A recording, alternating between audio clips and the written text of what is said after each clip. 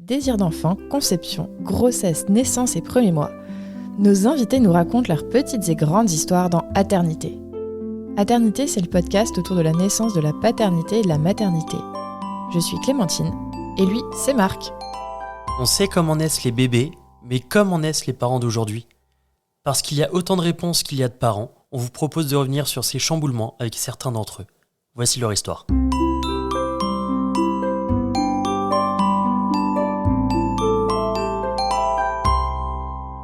Précédemment dans Aternité, nous avons vu notre préparation à l'accouchement. Et oui, je dis notre, mais c'était la préparation de Manon avec mon aide, avec l'aptonomie, que je dis du premier coup, la préparation à l'hypnose, et jusqu'à ma main en bas du ventre. Donc, Qui fait glouglou. Qui fait glouglou. Donc, tu as perdu les os.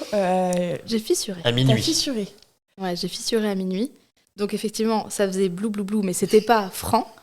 Donc je savais que c'était une fissure et je savais qu'on avait du temps et j'avais choisi de pas respecter la consigne d'y aller Dans l'heure, non ? dans les 4 heures, je crois. À 4 heures, ok. Mais j'ai appelé la maternité. J'ai dit voilà, j'ai des contractions, mais toutes petites, ça faisait genre un petit bzzz sur le ventre. Vraiment, j'avais pas mal.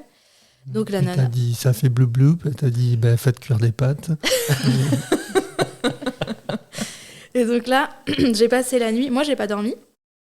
Pas parce que j'avais mal, mais parce que j'étais beaucoup trop excitée. Lui, par contre, il a bien dormi. Hein. Ouais, j'ai profité. C'était la dernière. Et moi, je me suis levée. J'ai fait mon waiting cake, donc le fameux gâteau qu'on prépare quand on sait qu'il faut pas aller trop tôt à la maternité, mais qu'on a envie d'avoir les bonnes odeurs, les bonnes hormones et tout. Je me Donc, suis levé, je l'ai mangé. Non, mais toi, tu t'es levé, t'as senti que c'était le waiting cake. Ouais. Et j'ai On en vu a dans beaucoup tes parlé yeux. dans l'épisode 9 du Waiting Cake, Ouais, avec Laetitia, du coup, qui nous expliquait ce que c'était. exactement. Trop cool. Et moi, j'ai vu dans ses yeux ce matin-là, c'est donc, c'est donc maintenant, tu vois, c'est le waiting cake, donc on va y aller, quoi. Pourquoi En tu même fais temps, un gâteau En même temps, là, on était le 4 octobre, donc la veille du terme. Donc, oui, ça faisait à peu près un mois et demi qu'on nous disait ça va être là. Donc, l'odeur du gâteau, je l'attendais depuis un moment. Ouais. Ponctuel, non ? Ouais, Bah oui, très parce qu'elle est ponctuel. arrivée le jour de son terme, finalement. Parfait. Ouais. Nickel. Première de la classe.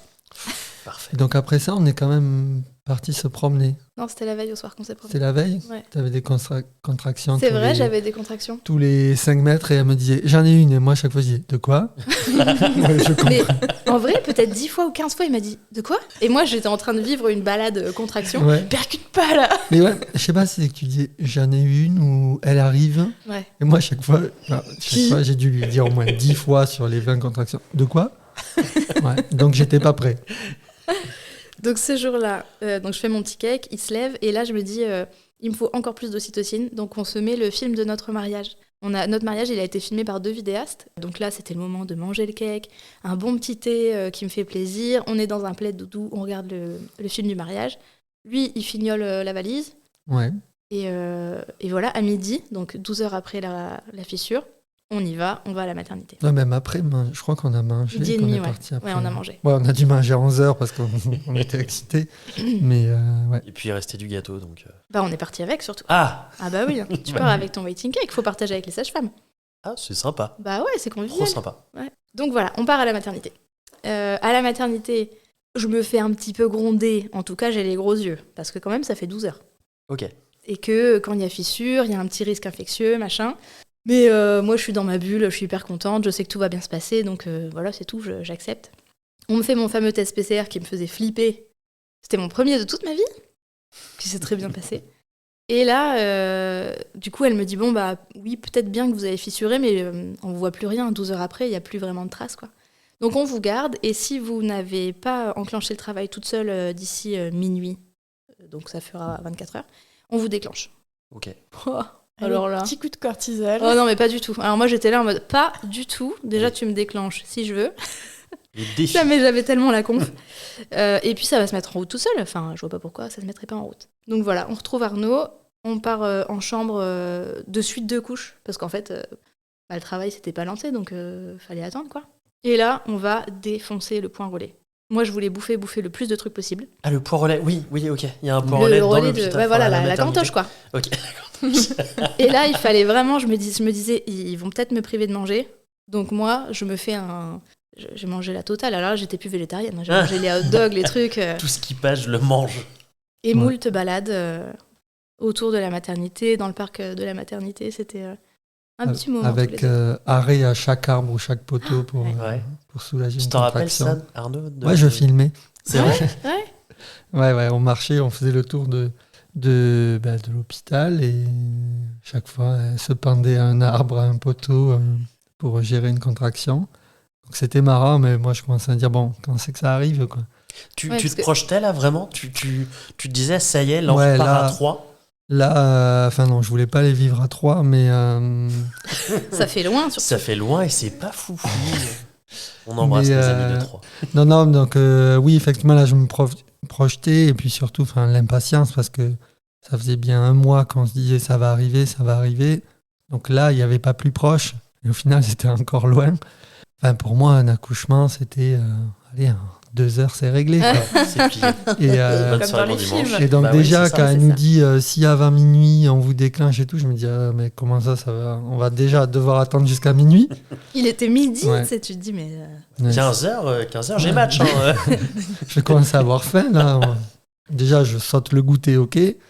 Non, mais ouais, donc oui, là, je me projetais, et surtout, j'étais très impatient. J'avais aucune idée de ce qui nous attendait. C'est quoi un accouchement, quoi. C'est marrant, on se prépare comme des oufs. Ouais. Et le jour J, en fait, on découvre tout parce que c'est là la réalité, là c'est palpable, alors que pendant la préparation, tu te dis toujours un peu, ça, moi non, ça, on verra, tu vois. Là, c'était vraiment palpable. Et donc là, quand même, ce qu'il raconte des contractions, c'est que enfin les contractions s'étaient lancées, quand même. Parce que j'étais arrivée à la maternité, j'avais pas de contractions.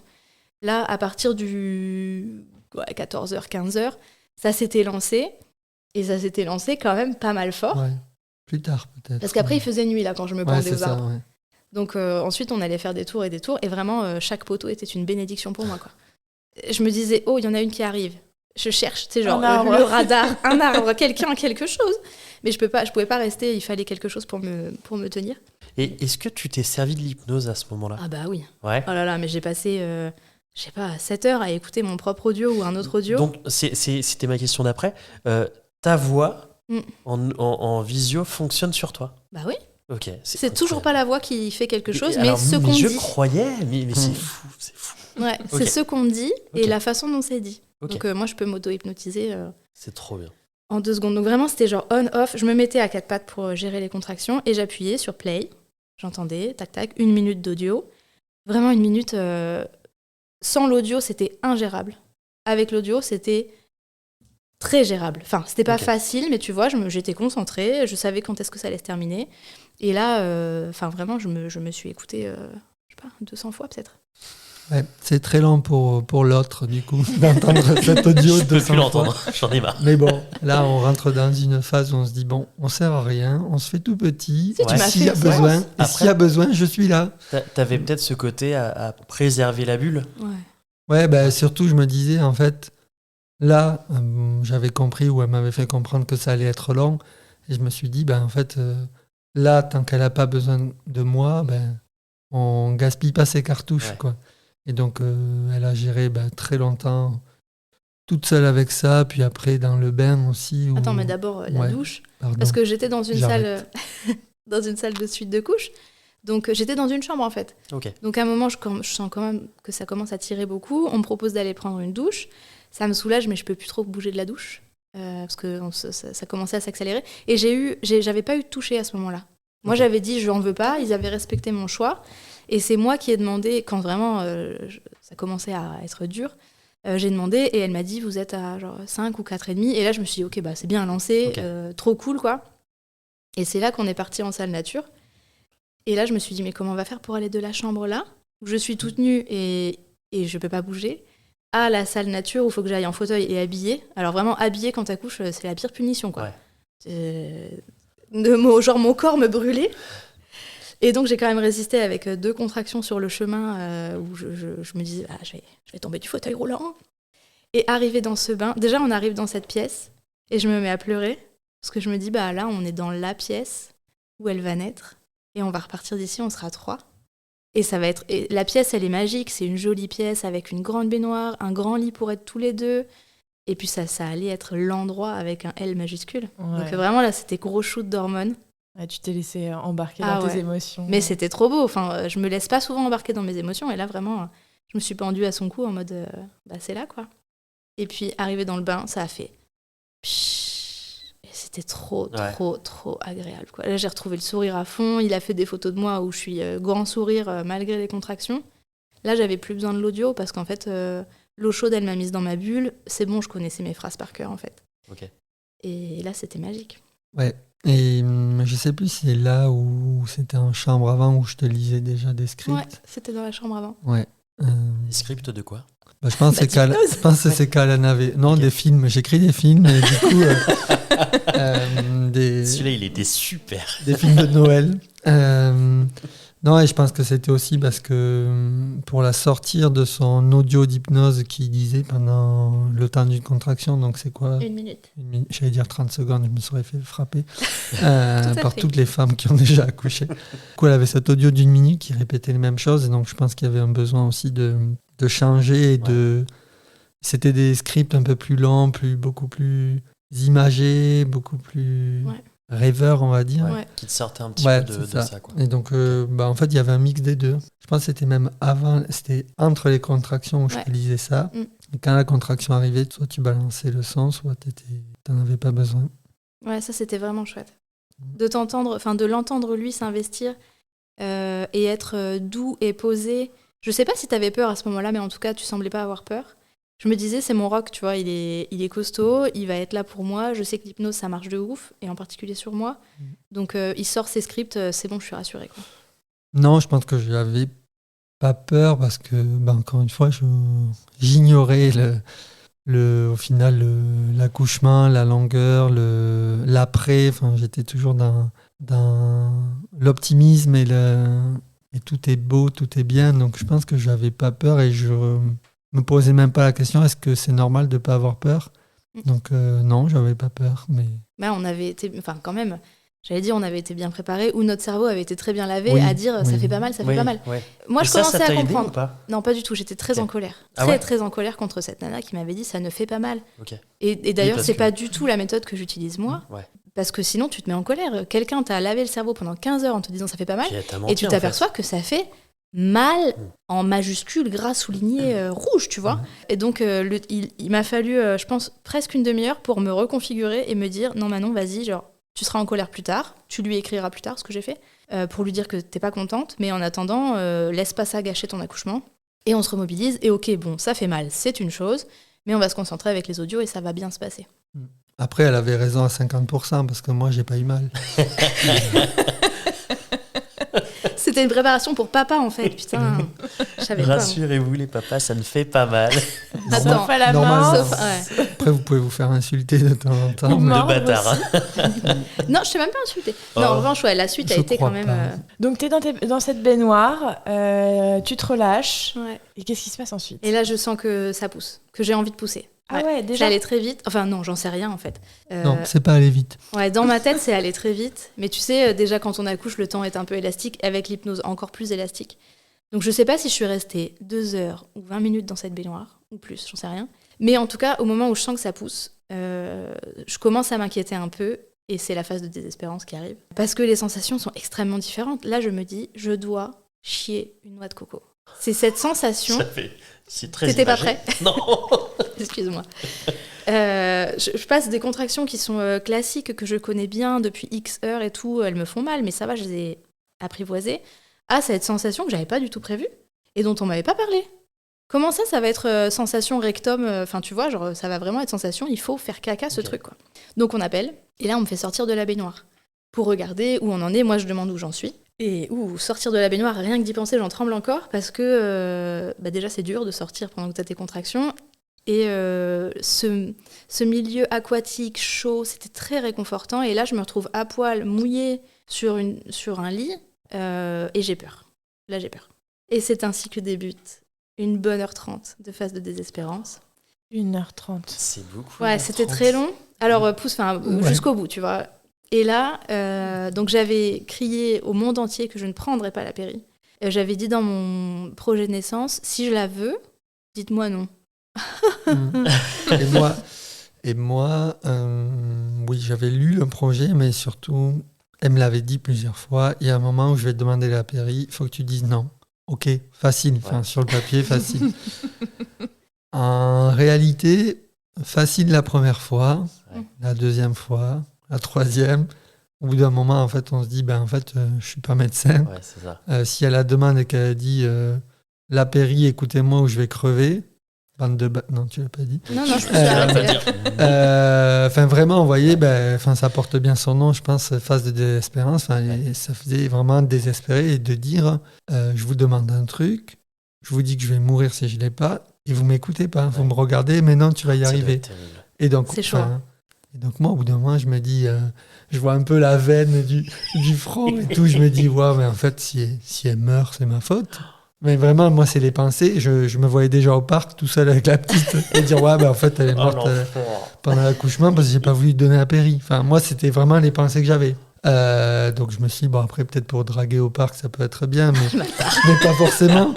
Et du coup, au bout d'un moment, je vais voir la sage-femme un peu à part et je lui dis, mais qu'est-ce qu'on fait? Non, c'est elle qui vient me dit qu'est-ce qu'on fait? Je dis c'est vous, qu'est-ce qu'on fait? Je suis pas médecin moi. Et elle me dit c'est dans son projet, elle gère bien, ça va bien se passer. C'est plus qu'une affaire de minutes. Les minutes, 120 minutes, c'est pas vraiment des minutes pour moi. 120 minutes. Mais voilà. Et donc du coup, ça me réconforte un peu. Et au final, je pense qu'on était déjà un peu à la fin de cette phase et que toi, tu t'étais dit ok, ils m'ont pas écouté, mais c'est ce que j'avais demandé. Et ça s'est un peu calmé là. Et surtout, moi, j'ai été rassuré qu'elle me dise, la sage-femme, non, mais on y va imminent, comme ça, tout se passe bien. Et après, en fait, je me demande même si c'était pas trop tard de toute manière. Là, elle m'a dit, on a eu une conversation sérieuse quand même entre deux contractions avec la sage-femme. Et j'ai dit, en vrai, si vous appelez maintenant l'anesthésiste, je vais être soulagée dans combien de temps? Et elle m'a dit 45 minutes. Moi, je savais que dans 45 minutes, c'était bon. De toute façon, personne ne me tiendrait assise à faire le dos rond, proposer une péri, ça c'était sûr. De voir, tu vois, tu disais, tu paniquais un petit peu, mais quand la femme dit « je vais mourir », mais que toute l'équipe médicale a le regard tranquille, n'a pas l'air paniqué et tout, c'est juste la phase de désespérance, tu vois. Donc moi, je voyais bien dans l'équipe médicale que tout le monde était tranquille, je pouvais suivre des yeux tout le monde, et donc je me disais quand même, bon, ok, sensation, je vais crever. Ça te rassurait? Ah ouais.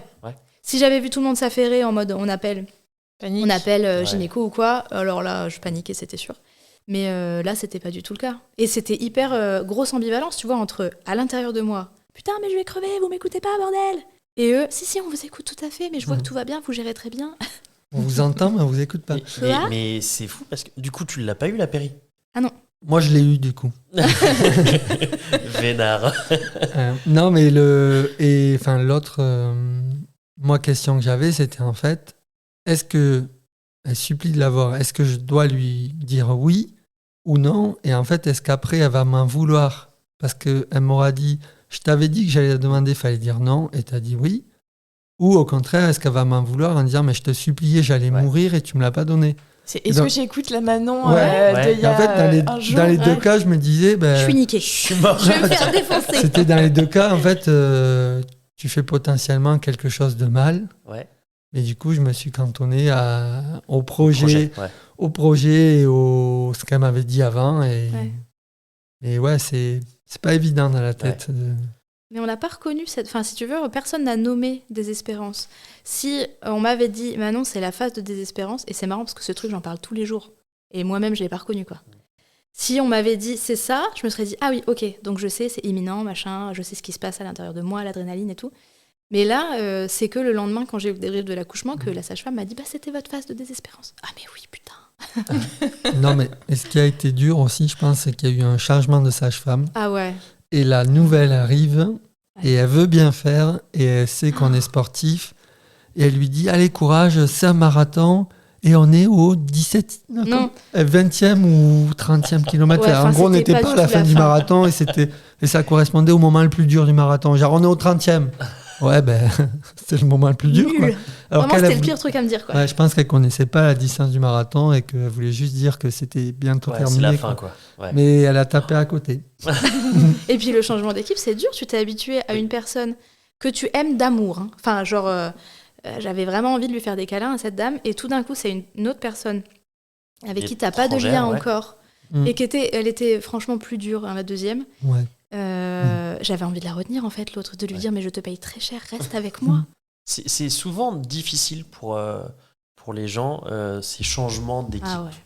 Et parce qu'on se lie vraiment. Enfin, nous, on vit des trucs incroyables. Mais c'est pareil pour eux aussi. Hein. Ils sont tristes de partir, de rentrer chez eux.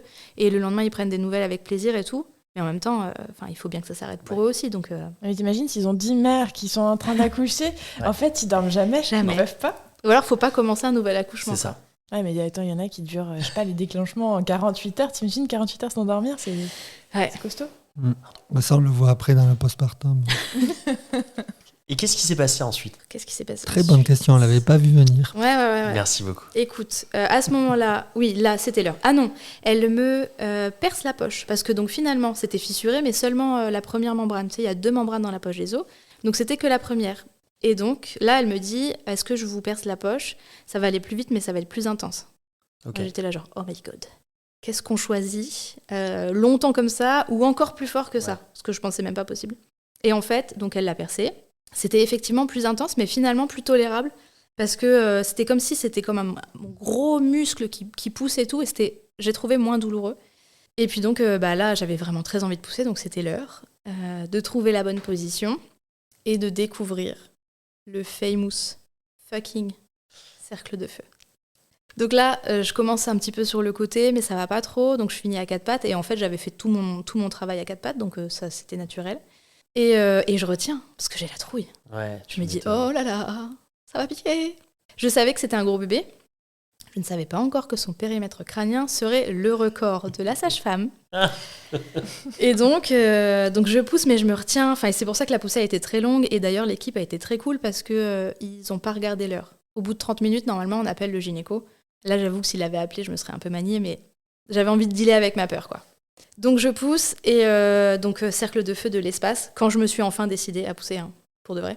Et voilà, j'apprendrai plus tard que j'ai eu une très grande déchirure. Ah Donc ouais. évidemment, sans péri, c'était pas seulement le cercle de feu que j'ai senti, c'était la très grosse déchirure. Mais bref, ça a pas duré longtemps. Et là, ils l'ont posé en dessous de moi, comme j'étais à 4 pattes. Et je me suis dit...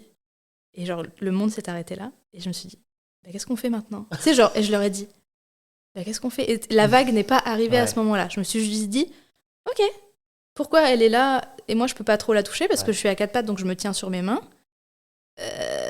On fait quelque chose. Et elles m'ont dit, bah vous vouliez le clampage tardif du cordon. Un clampage. Clampage Ah oui. tardif. Oui.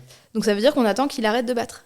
Elles disent, bah on respecte juste ce que vous nous avez demandé. Oh mais mignonne, très mignonne, parce que c'est vrai que j'avais complètement oublié. Et quand enfin ils ont pu... C'est toi qui as coupé le cordon? Oui.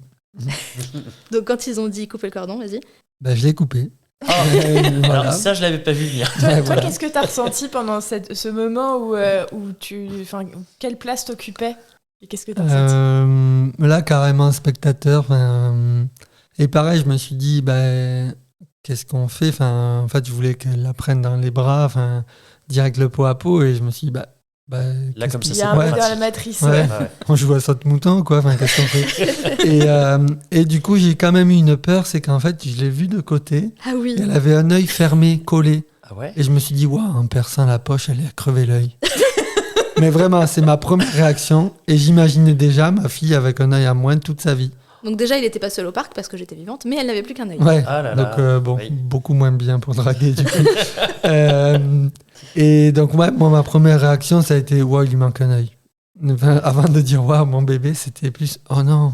Oh, on l'a Mais, raté, putain. Elle savait, Ouais, elle savait. mais vraiment, je me suis revu les échos en disant, mais il y avait bien les 2 Ouais. orbites et tout. Bref, je suis allé très loin. Et après, j'ai coupé le cordon, on l'a mise en pot à pot. Mais avec- attends, t'as été rassurée parce Ah non, que tu l'as c'est- dit. Après, on l'a prise avec moi parce que toi, ils ont dû te soigner. Ouais, ils m'ont recousu. Donc, elle Attends. On va quand même préciser qu'elle a 2 yeux. Hein. Oui, Très bien. oui. Que les sages-femmes ont dit non, mais c'est juste que c'est un peu collé par le liquide. Ouais. Mais, Ok. donc c'est Oui. bon, genre rassurance. Oui, elle a bien ses 2 yeux, tous les doigts, enfin j'ai tout compté, tout était là. Il y avait un en trop, je crois. Mais C'est le fameux du truc qu'on a coup- vu à l'échographie. et du coup, c'est moi qui ai fait le premier pot à pot. Non, c'est moi, Ouais. mais juste Ouais. 1 minute, parce qu'après, il fallait que je sorte le placenta, et ensuite, les petits travaux de couture. Mm. Donc après, c'était pour Et toi. après, j'ai eu un pot à pot. J'ai eu le droit à un cadeau, surprise, noir et collant sur mon torse. Oh, trop mignon. Ah non. C'était... Mais en soi, on n'en a rien à faire à ce moment-là. Quoi. C'est ma fille et elle peut faire ce qu'elle veut sur Et puis moi.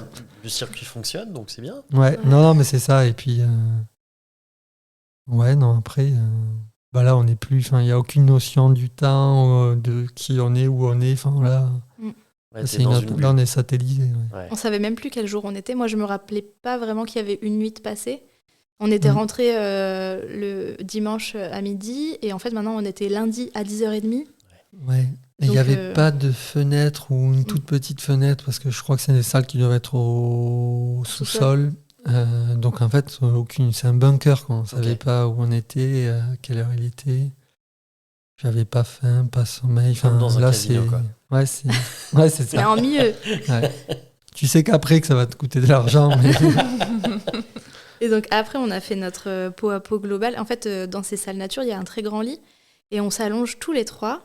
Et bébé, donc là, on l'a mise au sein. Et là, pour moi, c'était enfin le moment de la vague d'amour, enfin de la vague de trop beau, trop magnifique, mais qu'est-ce qu'on a fait, c'est génial. Enfin, c'était incroyable. Parce qu'enfin, on pouvait être seulement tous les 3. On était tout seuls pendant 2 heures. Et c'est ce qui s'est passé? Ouais. Cool. Elle t'était comme une championne. Enfin, vraiment, tout était parfait. J'avais plus mal. Je chantais plus rien. mais encore ce moment, il est un peu hors du temps, parce que en fait, t'es pas encore dans la réalité de la vie de voilà, ça y est, on est parents, qu'est-ce qu'on fait? Ouais, et après, là, quand on remonte en chambre, là, moi, j'ai commencé à me dire, bon, bah, ça y est, on est 3, la vie va être différente. Je sais pas comment elle va être différente, mais ça va l'être. Et là, tu dis, ouais, ben. C'est parti. Ouais, c'est parti. On est à poil, mais on est content d'y aller, quoi. Ouais, c'est ça. Je sais pas où on va, mais on y va. On fonce, on est content. Ouais. Comment se passe le séjour à la mater? Bon, je crois que j'ai mis 5 étoiles sur Airbnb.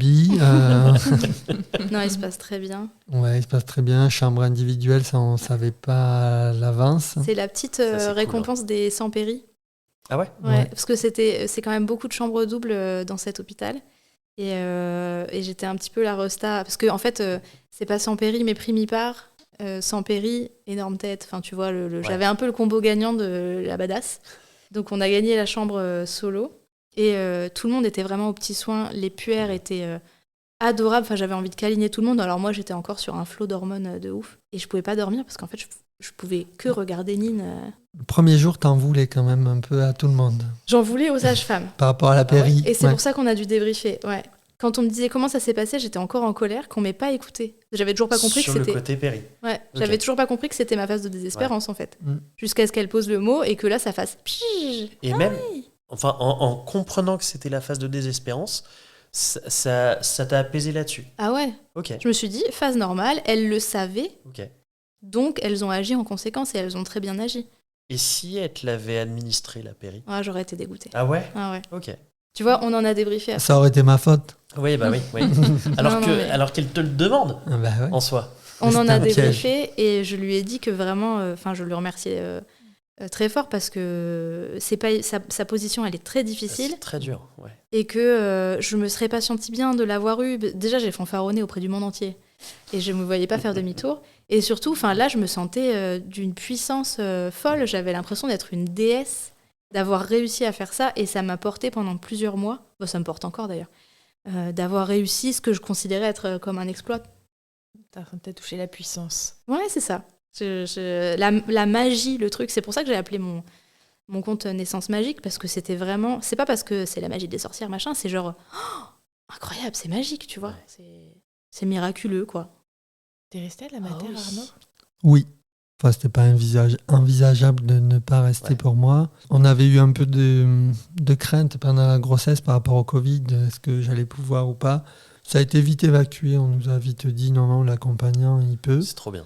Et le gros avantage, c'est que du coup, on n'avait pas droit aux visites. C'est aussi trop bien. Et en fait, et surtout, c'était un gros avantage, c'est qu'en fait, on n'avait pas besoin d'annoncer aux gens « vous ne pouvez pas venir », donc de les vexer.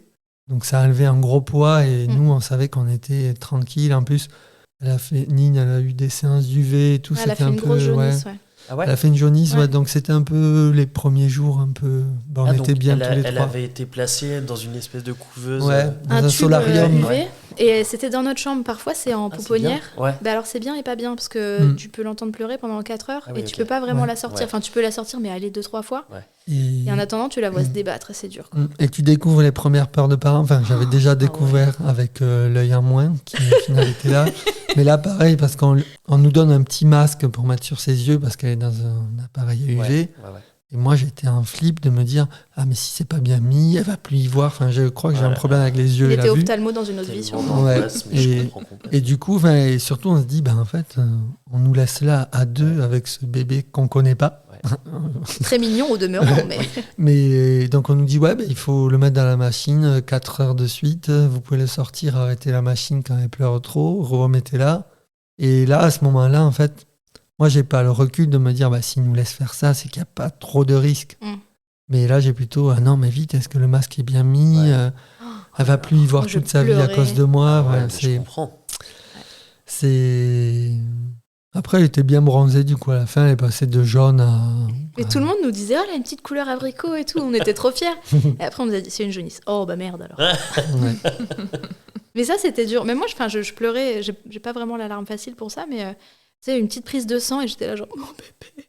Ah ouais, mais c'est impressionnant les prises de sang. En fait, ils prennent le les pied. petits trucs là, c'est. Ils prennent le pied, ils appuient sur le pied ou là, je sais plus. C'était sur la main. Et ils tordent pour. Enfin, des bleus, tu te rappelles. Je déteste. Mais au final, nous, il lui filait une petite goutte de glucose qui l'endormait pour le temps de la prise de sang qui dure 2 secondes. Et elle y voyait que du feu. Mais moi, j'étais en mode le sang de mon bébé, cool. Oui. Et puis, oh non, mais on lui donne déjà du sucre. Ah ouais, non. Mais t'inquiète, après on s'en est servi du sucre. Pour la faire, si elle pleurait trop à la pharmacie ou quoi, enfin ou n'importe où, on lui filait un petit gel de polysylane là parce qu'on savait que ça allait l'endormir en 2 secondes. J'ai une question très rapide, c'est est-ce que vous avez eu des privations alimentaires pendant la grossesse ? Bah non, tu sais, en étant végétarien. C'est ça. Moi je bois pas d'alcool. Ok.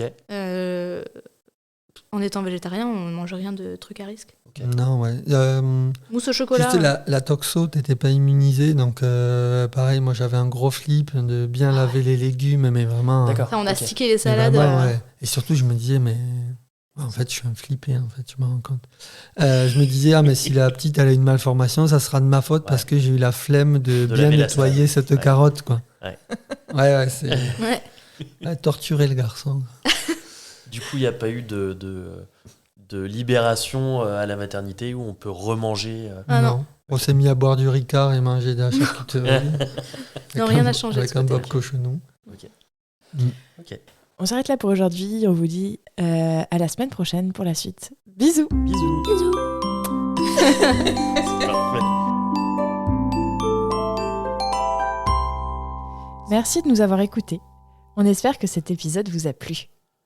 C'est grâce à vos retours et à votre soutien qu'on continue à produire des épisodes. Pour nous aider, abonnez-vous, mettez un maximum d'étoiles et des commentaires dans les plateformes d'écoute qu'ils permettent.